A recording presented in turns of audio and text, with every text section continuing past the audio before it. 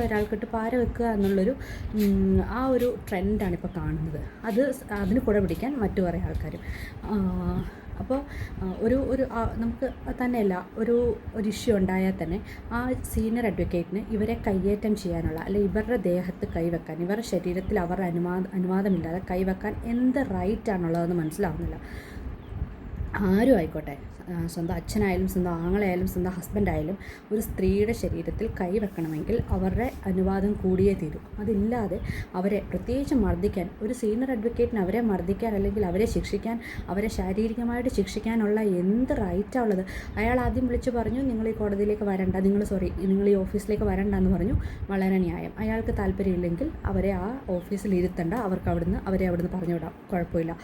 അവരത് അക്സെപ്റ്റ് ചെയ്യുകയും ചെയ്തു. അവർ 2 ദിവസം പോയില്ല.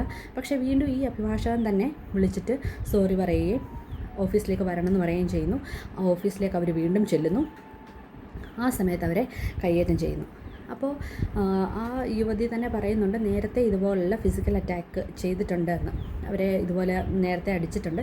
പക്ഷേ വീണ്ടും ആ ഓഫീസിലേക്ക് അവർ പോയത് ഒന്നാമത്തെ തെറ്റ്. അവർ ഒന്നുകിൽ സ്വന്തമായിട്ടൊരു ഓഫീസ് എടുത്ത്, ശരിയാ പറയുന്ന അത്ര ഈസി അല്ല സ്വന്തമായിട്ട് ഓഫീസ് എടുത്ത് വർക്ക് ചെയ്യാമെന്നൊന്നും പറയുന്നത്. അതല്ല, ഇങ്ങനെ വേറെ എത്രയോ ഓഫീസുകളുണ്ട്. ഇങ്ങനെ മർദ്ദിക്കുന്ന ഒരാളുടെ അടുത്തേക്ക് വീണ്ടും പോയത് വളരെ തെറ്റായിട്ട് തന്നെ എനിക്ക് തോന്നുന്നത്. അപ്പോൾ ഇനി അവരങ്ങനെ ചെന്നു, സീനിയർ വിളിച്ച് സോറിയൊക്കെ പറഞ്ഞു. അദ്ദേഹത്തിനോടുള്ള ബഹുമാനത്തിൻ്റെ ഫലമായിട്ടായിരിക്കും, അല്ലെങ്കിൽ ബഹുമാനം കൊണ്ടായിരിക്കും അവർ വീണ്ടും അവിടെ ചെന്നത്. അപ്പോൾ അവരെ വീണ്ടും ഉപദ്രവിച്ച് വിട്ടത് തീർത്തും ശരിയായില്ല. അതിനൊരു സ്ത്രീ കാരണമായത്. സ്ത്രീകൾ അങ്ങോട്ടും ഇങ്ങോട്ടും കുറച്ചുകൂടെയൊക്കെ, അതുകൊണ്ടാണ് മറ്റുള്ളവരുടെ ചട്ടുകങ്ങളായി മാറാതിരിക്കാൻ സ്ത്രീകൾ ഒന്ന് ശ്രദ്ധിക്കണമെന്നൊരു അപേക്ഷയും കൂടെ ഇതിലൂടെ ഞാൻ വെക്കുകയാണ്. Thanks for watching. Thank you. Good morning dear friends. ഇന്ന് ഞാൻ ചെയ്യാൻ ഉദ്ദേശിക്കുന്ന ഒരു സബ്ജക്റ്റ് എന്ന് പറയുന്നത്, ഇന്നിപ്പോൾ നമ്മൾ കണ്ടു വഞ്ചിയൂർ കോർട്ടിൽ ഒരു ജൂനിയർ അഡ്വക്കേറ്റിനെ സീനിയർ അഡ്വക്കേറ്റ് കയ്യേറ്റം ചെയ്തതായിട്ട് കണ്ടു, മർദ്ദിച്ചതായിട്ട് നമ്മൾ കണ്ടു. അതിൽ എൻ്റെ ഒരു ഒപ്പീനിയൻ പറയാനായിട്ടാണ് ഇപ്പോൾ ഞാൻ വന്നിരിക്കുന്നത്. നമ്മളതിൽ കണ്ടതുപോലെ ഇപ്പോൾ അഡ്വക്കേറ്റ് എന്നൊക്കെ പറയുമ്പോൾ നമ്മുടെ മനസ്സിലൊരു ഇതുണ്ടല്ലേ, അവർ ഭയങ്കര ധൈര്യശാലികളായിരിക്കും, കുറച്ച് ബോൾഡായിരിക്കും, എന്തിനെതിരെയും റിയാക്ട് ചെയ്യാൻ കെൽപ്പുള്ളവരായിരിക്കും, അനീതി കണ്ടാൽ ഉടനെ റിയാക്ട് ചെയ്യാൻ കെൽപ്പുള്ളവരായിരിക്കും എന്നൊക്കെ ഉള്ളൊരിതുണ്ട്. പക്ഷേ ഇന്നത്തെ ഈ സംഭവത്തോടുകൂടി അഡ്വക്കേറ്റ്സിന് പോലും വളരെ അസ്വസ്ഥമായിട്ട് സമാധാനമായിട്ട് ജോലി ചെയ്യാൻ പറ്റുന്നൊരു സാഹചര്യമല്ല കേരളത്തിൽ എന്നുള്ളതാണ് മനസ്സിലാകുന്നത്. അതിന് വേറൊരു റീസൺ കൂടെയുണ്ട്. കാരണം 20 മണിക്കൂറോളമായി ഈ സംഭവം നടന്നിട്ട് ഇതുവരെ ആ സീനിയർ അഡ്വക്കേറ്റിനെ അറസ്റ്റ് ചെയ്തിട്ടില്ല. ആ ജൂനിയർ അഡ്വക്കേറ്റിൻ്റെ മുഖം കാണുമ്പോൾ അറിയാം അവരെ എത്ര മാരകമായിട്ടാണ് മർദ്ദിച്ചിരിക്കുന്നത് എന്നുള്ളത്.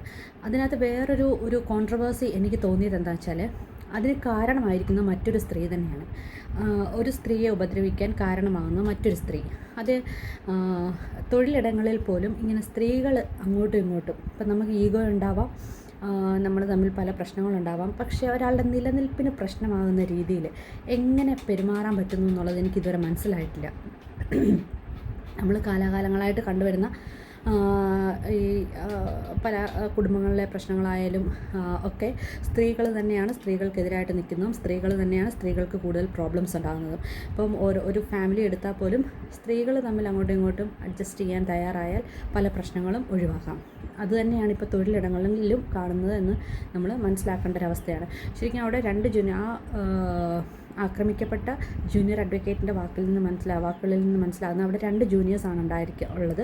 അതിൽ 2 പേരും ലേഡീസ് ആണെന്നാണ് മനസ്സിലാവുന്നത്. അപ്പം അവർ 2 പേരും കൂടെ സ്നേഹിച്ചും സഹകരിച്ചും പരസ്പരം മുന്നോട്ട് പോയാൽ എത്ര നല്ല ഭംഗിയായിട്ട് ആ ഓഫീസ് മുന്നോട്ട് പോകും. പക്ഷേ അതിന് പകരം